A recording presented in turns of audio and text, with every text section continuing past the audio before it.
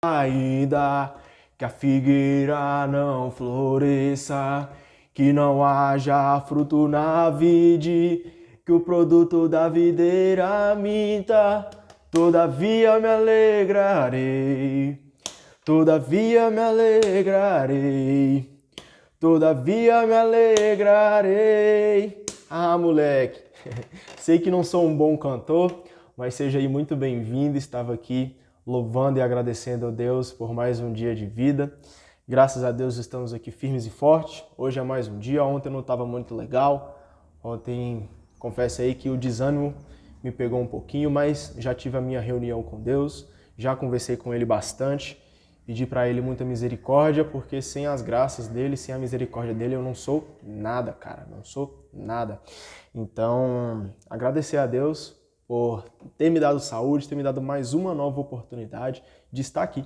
Agradeço também a Ele por você estar aqui vendo esse vídeo, para a gente poder celebrar o nome dEle, gloriar a presença dEle em nossa vida, lendo as suas mensagens, lendo a sua palavra, lendo sobre os seus ensinamentos, sobre os seus mandamentos. Então vamos pegar a nossa Bíblia. Hoje nós vamos iniciar um novo livro. Nós vamos iniciar hoje o segundo livro de Reis. Nós vamos ler hoje do capítulo 1 até o capítulo 4, beleza? Então pega aí já a sua Bíblia para a gente começar aqui. Hoje nós vamos ler bastante sobre a história de dois profetas, a história de Elias e a história de Eliseu. Eliseu era um discípulo de Elias, então vale muito a pena a gente prestar atenção. Então vamos iniciar aí no capítulo 1 de 2 Reis. Depois da morte de Acabe, Moabe se revoltou contra Israel. Ocosias caiu da sacada de seu quarto em Samaria e ficou ferido. Então mandou mensageiros com o seguinte encargo: consultem Baal-Zebub, deus de Acaron, para ver se vou sarar destas feridas. O cara aqui estava machucado, caiu da sacada ali, estava ferido, e ele pediu para ir lá ver com um falso deus chamado Baal-Zebub, que inclusive eu posso estar enganado, mas eu acho que esse deus aqui, esse falso deus, deu a origem a Beelzebu. E ele pede ali para que os seus mensageiros vão consultar esse falso deus aí para ver se ele vai sarar. Mas o anjo de Javé disse a Elias, o tesbita: levante-se e vá ao encontro dos mensageiros do rei de Samaria e diga-lhes: por acaso não existe Deus em Israel para vocês estarem consultando Baal-Zebub, deus de Acaron? Ou seja, não existe Deus verdadeiro, o nosso Deus, para você estar consultando falsos deuses para saber se você vai ser curado ou não? Onde está a sua fé, meu filho? Por isso, assim diz Javé: você não se levantará da cama em que se deitou. Com certeza você vai morrer. Então a gente percebe aqui que adorar falsos deuses, adorar o pecado, querer viver dentro do pecado, cara, nós vamos escolher o quê? Nós vamos escolher a morte. E Elias foi embora. Os mensageiros voltaram e o rei Ocosias perguntou-lhes: por que vocês voltaram? Eles responderam: um homem veio ao nosso encontro e nos mandou voltar ao rei que nos tinha enviado para dizer a ele: assim diz Javé, por acaso não existe Deus em Israel para que você mande consultar Baal-Zebub, deus de Acaron? Por isso você não se levantará da cama em que está deitado. Com certeza você vai morrer. Ocosias perguntou: como era o homem que foi ao encontro de vocês e lhe disse essas coisas? Eles responderam: ele estava vestido com roupa de pelos e usava um cinto de couro. O rei disse: é Elias, o tesbita. Então mandou um oficial com 50 soldados buscar Elias. O oficial subiu à procura de Elias, o encontrou sentado no alto do monte e lhe disse: homem de Deus, o rei manda você descer. Elias respondeu: se eu sou homem de Deus, que um raio caia e queime você e seus 50 soldados. Então um raio caiu e queimou o oficial e os seus 50 soldados. O rei mandou de novo outro oficial, com 50 soldados. O oficial subiu e disse a Elias: homem de Deus, o rei mandou você descer imediatamente. Elias respondeu: se eu sou homem de Deus, que um raio caia e queime você e seus 50 soldados. Então o raio caiu e queimou o oficial e os seus 50 soldados. O rei mandou pela terceira vez um oficial com 50 soldados. O oficial subiu, ajoelhou-se diante de Elias e suplicou: Homem de Deus, que a minha vida e a vida desses 50 soldados, seus servos, tenham algum valor para você. Caiu um raio e queimou 2 oficiais, cada um com seus 50 homens. Mas agora que a minha vida tem algum valor para você. O anjo de Javé disse a Elias: Desça com ele e não tenha medo. Vou explicar logo o que eu entendi dessa passagem. Elias disse: Desça com ele e não tenha medo. Elias se levantou, desceu com o oficial e foi falar com o rei. E lhe disse: Assim diz Javé: Uma vez que você enviou mensageiros para consultar Baal-Zebub, Deus de Acaron, você não se levantará da cama em que está deitado. Com certeza você vai morrer. E o rei Ocosias morreu, conforme a palavra de Javé anunciada por Elias. E Ocosias não tinha filhos. Por isso, seu irmão Jorão subiu ao trono em seu lugar e já fazia 2 anos que Jorão, filho de Josafá, era rei de Judá. O resto da história de Ocosias e do que ele fez, tudo está escrito nos anais dos reis de Israel. Então a gente viu aqui, cara, que Ocosias, ele cometeu ali muitos erros. Primeiro por adorar falsos deuses aí, ele caiu de uma sacada e foi consultar essa falsa ideologia aí para entender se ele ia ser curado das suas feridas ou não. Que eu já tinha explicado sobre isso, né? Mas um detalhe aqui que eu queria trazer à tona é que a gente viu aqui que Elias anunciou para ele que ele ia morrer, pois ele estava adorando falsos deuses. Como eu expliquei, o salário do pecado é a morte. Então, os soldados, os mensageiros, foram e avisaram o rei, falou assim, Elias falou que você vai morrer, cara. Não tem mais jeito não, você não está se arrependendo aí dos seus pecados.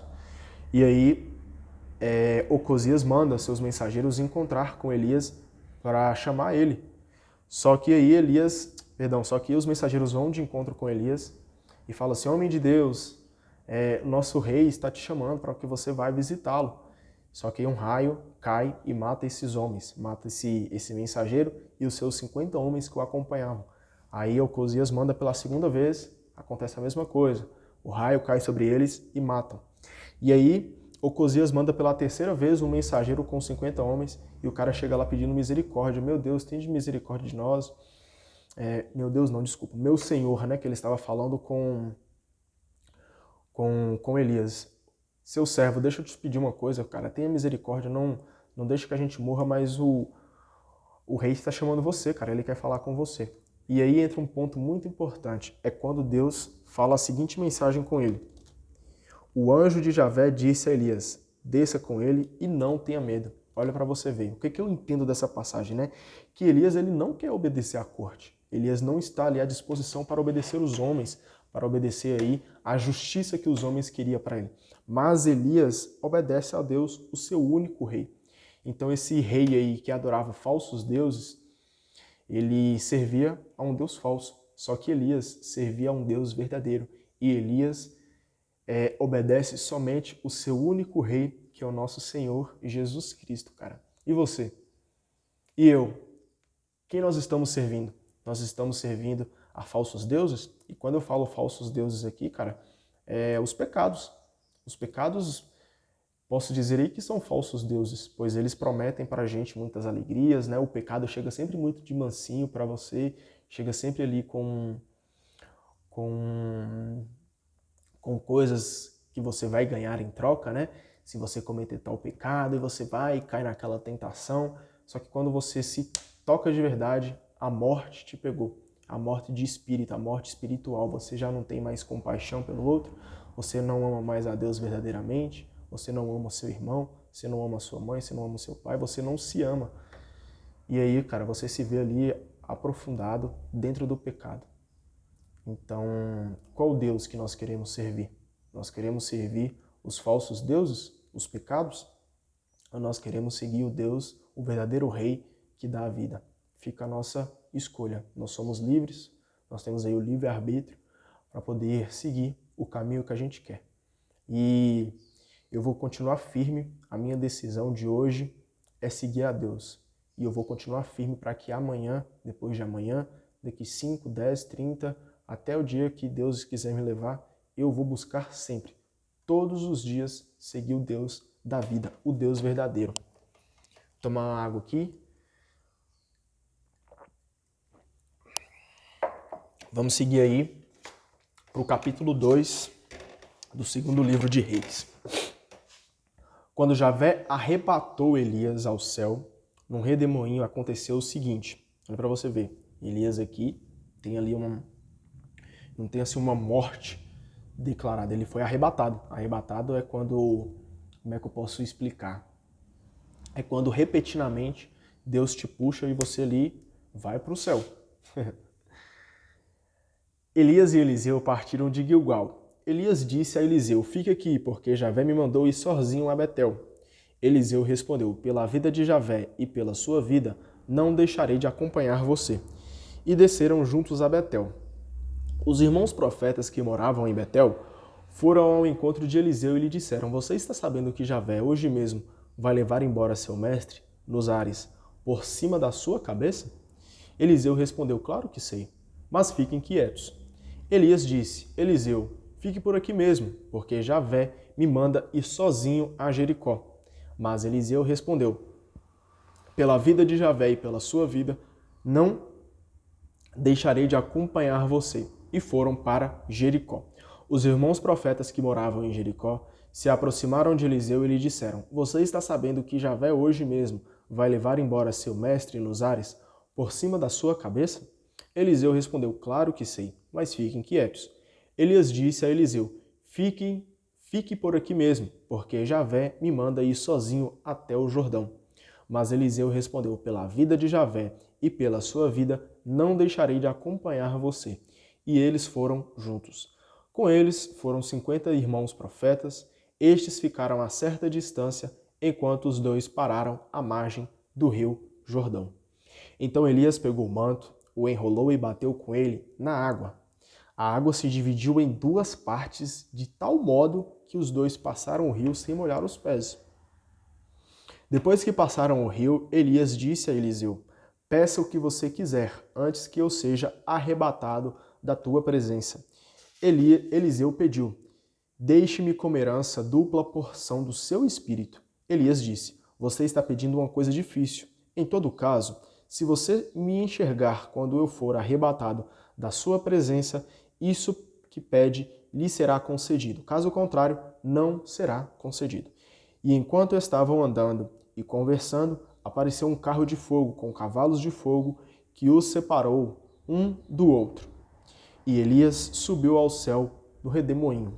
Eliseu olhava e gritava, meu pai, carro e cavalaria de Israel. Depois não o viu mais. Então Eliseu pegou sua própria túnica e a rasgou em duas partes. Pegou o manto de Elias, que havia caído, e voltou para a margem do Jordão. Segurando o manto de Elias, bateu com ele na água, dizendo, onde está Javé, o Deus de Elias?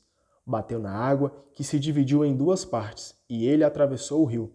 Ao vê-lo, os irmãos profetas que estavam a certa distância comentaram, o espírito de Elias repousa sobre Eliseu. Então a gente vê aqui que Eliseu era um discípulo ali de Elias. Então foram ao seu encontro, se prostraram diante dele e disseram, aqui entre seus servos você pode contar com 50 homens valentes. Permita que eles saiam para procurar seu mestre. Talvez o espírito de Javé o tenha arrebatado e jogado sobre algum monte ou dentro de algum vale. Eliseu respondeu, não mandem ninguém. Eles, porém, insistiram tanto a ponto de aborrecê-lo. Por fim, ele disse, então mandem. Eles mandaram 50 homens que procuraram Elias durante 3 dias, mas não o encontraram. Voltaram para Eliseu, que tinha ficado em Jericó. Então Eliseu lhes disse, não falei para vocês não irem?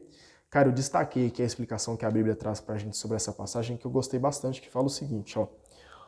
O fim de Elias é misterioso. Ele não morre, é arrebatado por Deus. Com ele, começa em Israel a profecia clássica. E seu arrebatamento mostra que o espírito profético não morre. Olha para você ver, essa frase aqui é importante. O seu arrebatamento mostra que o espírito profético não morre. Por quê?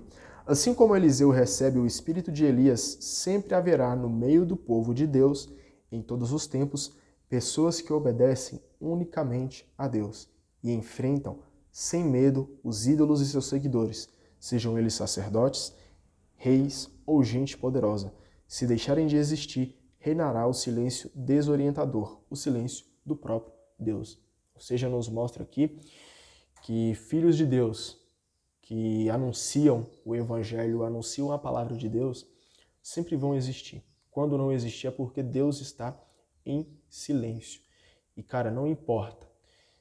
Quando uma pessoa ela é enviada por Deus, pode vir toda e qualquer situação. Ela vai enfrentar sem medo os falsos ídolos e seus seguidores. Ela vai enfrentar sem medo sacerdotes, reis e até mesmo gente poderosa, cara.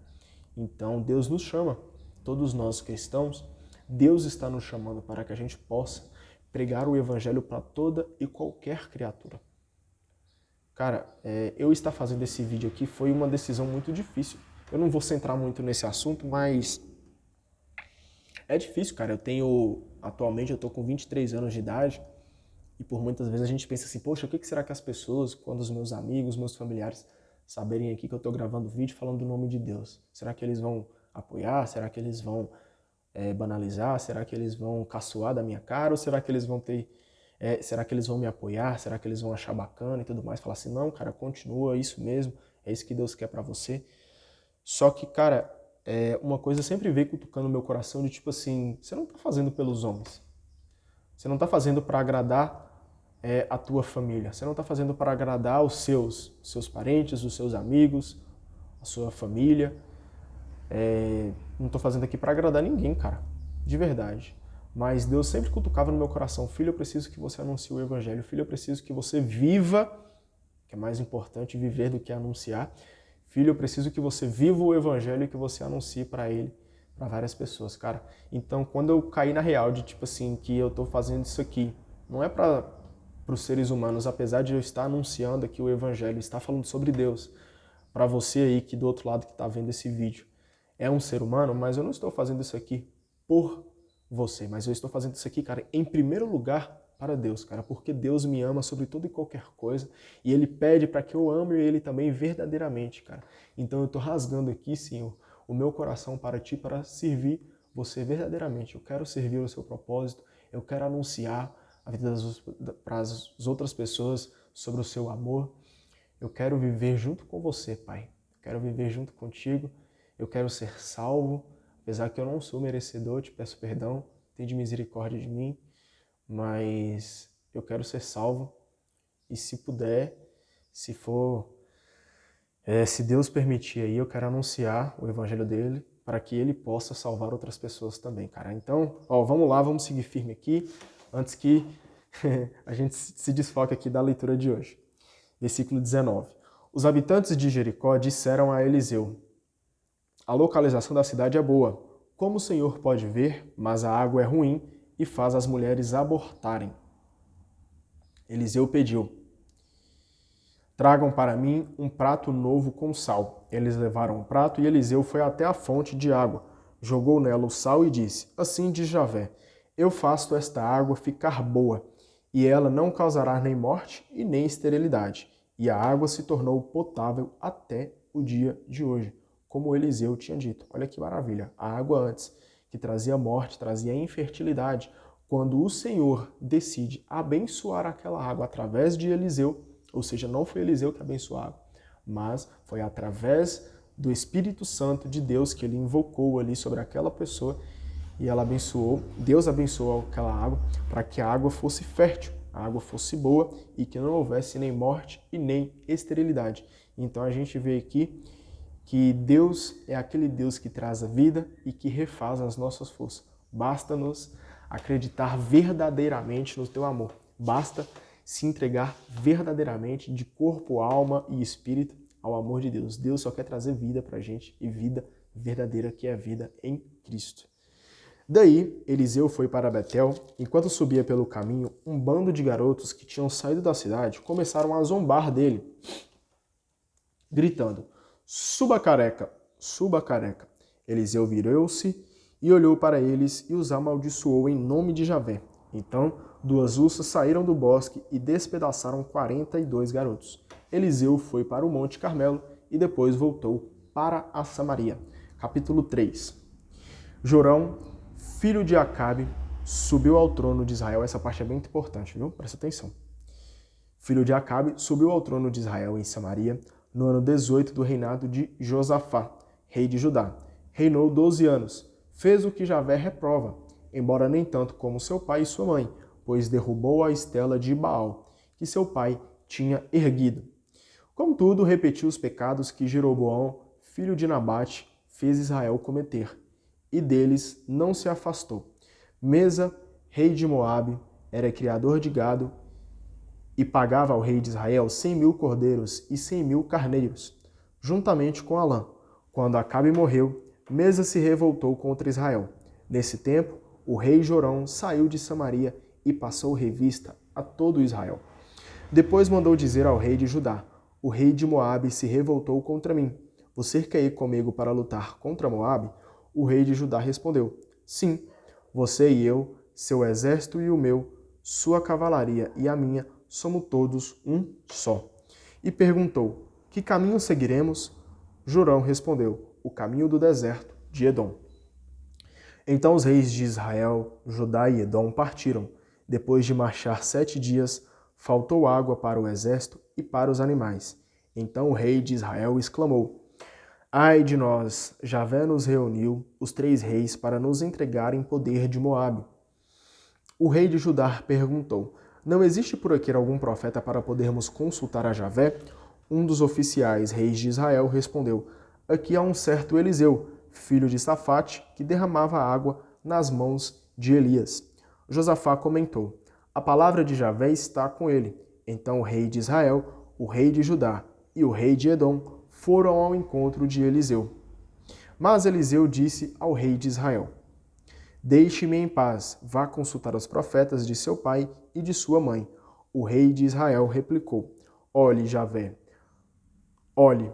Javé nos reuniu, os 3 reis, para nos entregar em poder de Moabe. Eliseu então disse: Pela vida de Javé dos exércitos, a quem sirvo, se não fosse por consideração ao rei de Judá, eu nem olharia na sua cara. Apesar de tudo, me tragam aqui um tocador de lira. Enquanto o músico tocava, a mão de Javé veio sobre Eliseu e ele disse: Assim diz Javé, cavem diversos fossos neste vale.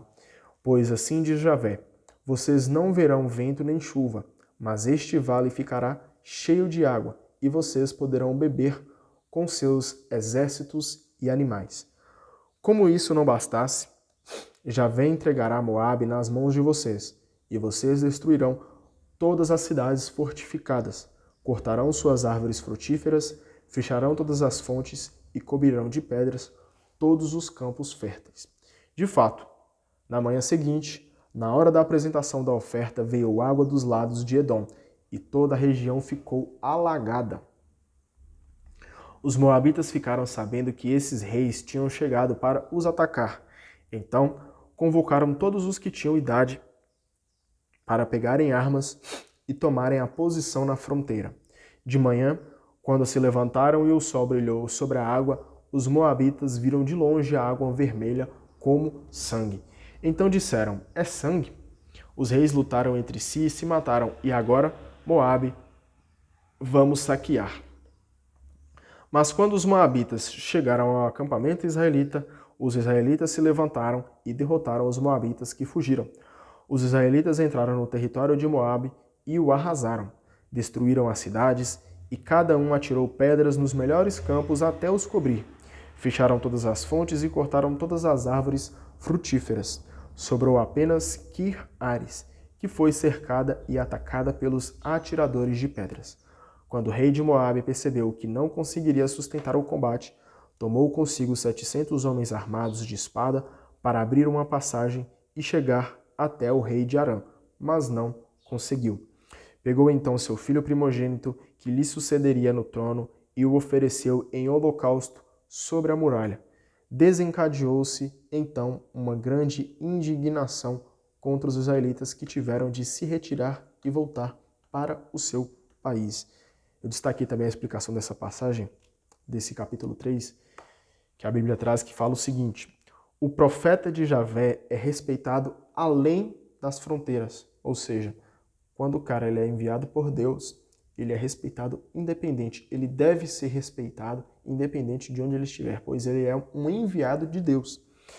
Ele age não só trazendo vida no cotidiano do povo, mas também tomando posição nas grandes decisões que tocam as relações internacionais. Então a gente vê aqui, cara, que uma pessoa, quando é enviada de Deus, ela tem ali uma sabedoria muito grande. Graças a Deus, que nós sejamos também enviados de Deus. Vamos entrar aqui agora no capítulo 4, tá bom?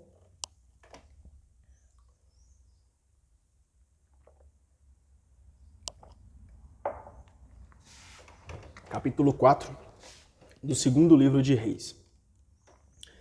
A esposa de um dos irmãos dos profetas suplicou a Eliseu: meu marido, seu servo, morreu. E você sabe que seu servo temia a Javé. Mas o homem a quem devíamos veio para levar meus 2 filhos como escravo. Eliseu perguntou: que posso fazer por você? Diga-me o que você tem em sua casa. A mulher respondeu: tudo o que tenho em casa é uma vasilha e um azeite. Então Eliseu ordenou: vá e tome emprestado dos vizinhos uma grande quantidade de vasilhas. Depois entre em casa, feche a porta com seus filhos dentro e encha todas as vasilhas com azeite. Conforme você as for enchendo, vá colocando à parte. A mulher foi e se fechou em casa com os filhos. Estes iam levando as vasilhas e a mulher ia derramando o azeite dentro. Quando as vasilhas ficaram cheias, ela pediu ao filho: traga mais uma. E ele respondeu: acabou. Então o azeite parou de correr. A mulher foi contar isso ao homem de Deus e ele disse: agora vá, venda o azeite, pague a dívida e use o que sobrar para viver com seus filhos. Certo dia, Eliseu passou pela cidade de Sunã, onde morava uma mulher rica, que o convidou para uma refeição em sua casa. Depois disso, cada vez que passava por aí, Eliseu entrava para comer. A mulher disse ao marido: olhe esse homem, que está sempre em nossa casa, é um santo homem de Deus. Vamos fazer para ele um quarto de tijolos no terraço, com cama, mesa, cadeira e lâmpada. Quando ele vier à nossa casa, poderá ficar aí. Um dia que Eliseu passou por Sunã, subiu para o quarto do terraço e se deitou. Ele disse a seu servo Giese: chame a sunamita. O servo a chamou e ela se apresentou a Eliseu. E ele disse ao servo: diga a ela, você se preocupou conosco. Que podemos fazer por você? Quer alguma recomendação para o rei ou para o chefe do exército? A mulher respondeu: eu vivo no meio do meu povo. Eliseu perguntou ao servo: o que poderíamos fazer por ela? Giese respondeu: ela não tem filhos e o marido dela já é idoso. Eliseu disse: vá chamá-la. O servo chamou a mulher e ela apareceu na porta. Eliseu disse: daqui a 1 ano, nesta mesma data, você terá um filho nos braços. Ela, porém, respondeu: não, meu senhor, não engane sua serva. Cara, Deus aqui faz milagres, tá? A gente não pode esquecer, porque a mulher tinha o seu esposo, o seu marido, e o esposo dela já era idoso. Então, pela biologia da vida, pelas as nossas capacidades como seres humanos, né? Normalmente, ele já sendo idoso, ela também, eles não poderiam ter filhos. Só que nós não podemos esquecer que o nosso Deus é um Deus de milagre, cara. Então, Deus vai entregar para ela um filho e vai acontecer aqui, cara, uma cena muito interessante. Eu vou ler para você, apesar desse milagre aqui, a gente vai ver ali que a mulher, por muitas vezes, foi um pouquinho incrédula, mas é bem interessante essa história. Quer ver? Ó, presta atenção. A mulher, porém, ficou grávida e deu à luz a um filho no ano seguinte, na mesma época que Elisão havia predito. O menino cresceu, certo dia foi encontrar seu pai junto com os ceifadores e lhe disse: estou com dor de cabeça. O pai disse a um dos servos: leve o menino para junto da mãe. O servo pegou o menino e o levou para a mãe. O menino ficou no colo da mãe até o meio-dia e depois morreu. Ou seja, aquele menino que era fruto de um milagre morreu. Só que a história não acaba por aqui. A mãe subiu até o terraço, colocou o menino sobre a cama do homem de Deus, fechou a porta e saiu. Depois chamou o marido e lhe disse: mande-me um servo e uma jumenta. Vou correndo à casa do homem de Deus e volto logo. O marido perguntou: o que é que você vai fazer hoje? Não é nem lua nova e nem sábado. Mas ela respondeu: fique sossegado. Ela mandou selar a jumenta e disse ao servo: vá na minha frente e pare somente quando eu lhe disser. Então a mulher foi ao encontro do homem de Deus no Monte Carmelo. O homem de Deus viu a mulher de longe e disse a seu servo Giese: a sunamita vem aí. Corra ao encontro dela e pergunte: você está bem? Seu marido vai bem? Seu filho está bem? A mulher respondeu: estamos bem. Quando chegou perto do homem de Deus, no alto da montanha, a mulher abraçou os pés dele. Giese se aproximou para afastá-la, mas o homem de Deus lhe disse: deixa, ela está com a alma amargurada. Javé me escondeu isso e nada me revelou. Então a mulher perguntou: por acaso eu lhe pedi um filho? Eu lhe havia pedido que não me enganasse. Eliseu ordenou a Giese: apronte-se, pegue meu bastão e o coloque-se a caminho. Se você encontrar alguém, não o cumprimente. E se alguém o cumprimentar, não responda: coloque meu bastão sobre o rosto do menino. Mas a mãe disse: pela vida de Javé e pela sua vida, eu não o deixarei. Então Eliseu se levantou e a seguiu. Giese, que fora na frente, tinha colocado o bastão sobre o rosto do menino. Mas o menino não falou nem reagiu. Então o servo voltou ao encontro de Eliseu e informou: o menino não despertou. Eliseu entrou na casa e encontrou o menino morto, estendido sobre sua própria cama. Olha para você ver esse versículo. Entrou, fechou a porta e rezou a Javé. Cara, em busca de milagre aqui, nós já aprendemos uma coisa aqui que Eliseu fez. Entrou, fechou a porta do quarto e rezou a Javé. Sempre que nós nos fechamos ali para com Deus, cara, grandes coisas tendem a acontecer na nossa vida. Olha para você, esse menino que estava morto aqui vai ser ressuscitado graças à misericórdia de Deus. Graças também à fé de Eliseu, que fechou a porta, se conectou ali verdadeiramente com Deus e rezou para Deus salvar, na verdade, ressuscitar a vida daquele menino, né? Depois subiu na cama, deitou-se sobre o menino, colocou a boca sobre a boca dele, os olhos sobre os dele, as mãos sobre as dele e estendeu-se sobre o menino. E o menino foi se aquecendo. Então Eliseu começou a andar pelo quarto de cá para lá. Imagina, cara, sendo o cara andando de um lado e para o outro, orando para Deus ali com o Espírito Santo. Depois subiu de novo na cama e se estendeu sobre o menino. Fez isso 7 vezes. Imagina se ele tivesse desistido na primeira, hein? Então o menino espirrou e abriu os olhos. Eliseu chamou Giese e lhe disse: chame a sunamita. Giese a chamou. Quando ela chegou perto de Eliseu, este lhe disse: pegue seu filho. A mulher entrou, jogou-se aos pés de Eliseu e prostrou-se no chão. Depois pegou o filho e saiu.